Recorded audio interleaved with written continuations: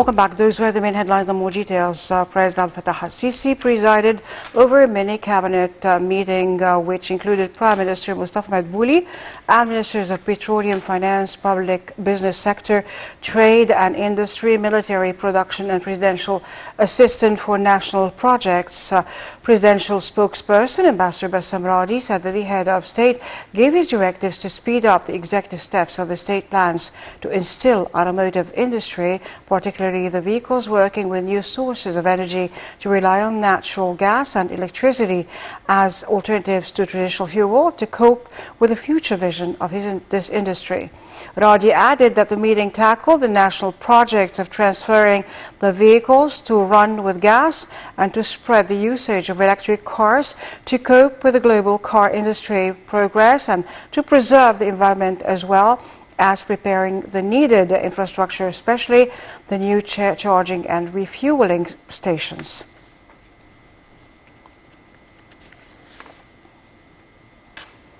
Prime Minister Mustafa Madbouli on Saturday expressed his appreciation for the Egyptian media men, whether inside or outside the country, thanking them for exerting their utmost efforts to get live information, making sure of the authenticity and present it to viewers worldwide. This came during the Premier's participation in the Future of Media in Egypt and the World virtual conference, which was attended by a number of senior media officials.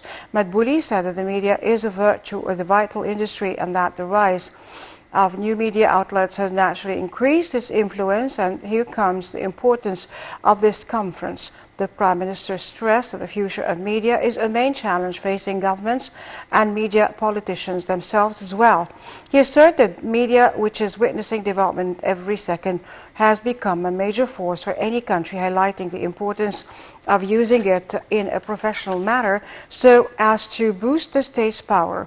Madbouli added that the state's plan until 2030 includes policies to cope with the latest technologies and already started implementing financial inclusion, digitalizing different public services and establishing digital infrastructure for all ministries to rely in the future on digital information and artificial intelligence.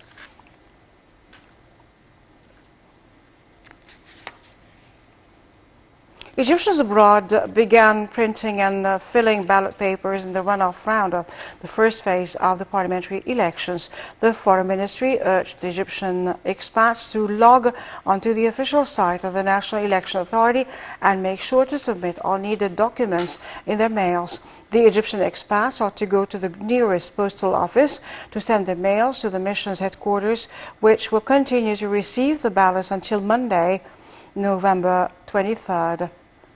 Egyptians abroad send their ballots by mail to embassies and consulates instead of voting in person as part of precautionary measures to curb the spread of the coronavirus during the voting process.